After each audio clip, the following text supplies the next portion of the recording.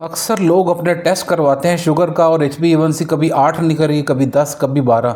इतनी देर इंतज़ार करने की क्या ज़रूरत है? अगर ये 4-5 अलामतें हैं तो आपको बगैर टेस्ट के पता चल जाएगा आपको शुगर है या नहीं है।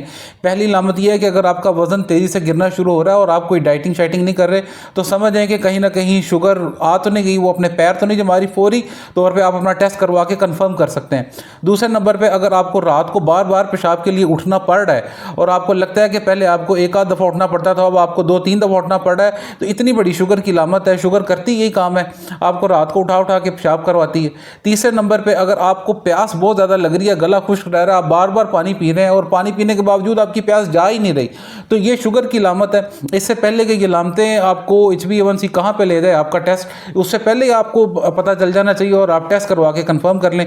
चौथा ये है कि अगर आपके अचानक पाँव जलना शुरू हो गए, आपको लगता है कि आपके पाँव में सनसनाहट ज़्यादा होना शुरू हो गई है, सुनपन का एहसास ज़्यादा हो गया हुआ है और आप के पाँव जो है वो ज़्यादा एड़ियाँ दर्द करना शुरू हो गई, फौरी पे अपना टेस्ट करवाएं। मेरे पास अक्सर पेशेंट आते हैं, वो अपना यूरिक एसिड का टेस्ट लेके आते हैं जी कि हमारी एड़ियाँ दर्द कर रही हैं। जब मैं उनका शुगर का टेस्ट करवाता हूँ तो HbA1c आसमान पे पहुंचा होता है। तो इससे पहले कि ये सारी चीज़ें हों तो आप फौरी पे अपना शुगर का टेस्ट करवा लिया करें। महंगे वाला टेस्ट HbA1c करवाने की ज़रूरत नहीं है। सिर्फ अगर आप एक टेस्ट जो नाश्ते से पहले की रीडिंग है एक दफ़ा वही करवा के देख लें, अगर आपकी 100 से कम आ रही है तो आपको तसल्ली रह जानी चाहिए।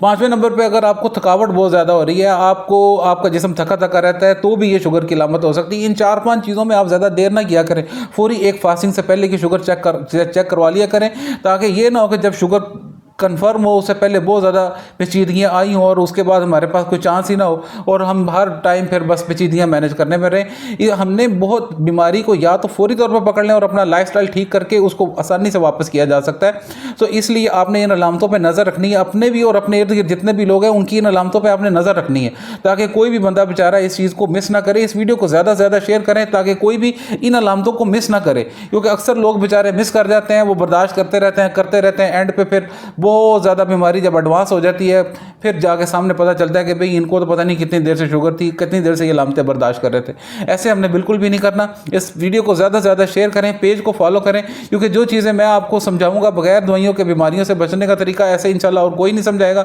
मेरा नाम डॉक्टर महबूब अहमद है, मैं डायबिटीज़ एंड मेडिकल स्पेशलिस्ट हूँ। मैं हॉस्पिटल लाहौर में अपने फ़राइज़ सर अंजाम दे रहा हूँ। खैरुन्नासी मन यनफ़उ अन्नास, बेहतर इंसान वही है जो लोगों की भलाई के लिए काम करे। ये वीडियो ज़्यादा से ज़्यादा शेयर करें ताकि लोग बेचारे किसी न किसी अलामत को मिस करके ना बैठे हों और बर्दाश्त करते रहें। ओके, अल्लाह हाफ़िज़।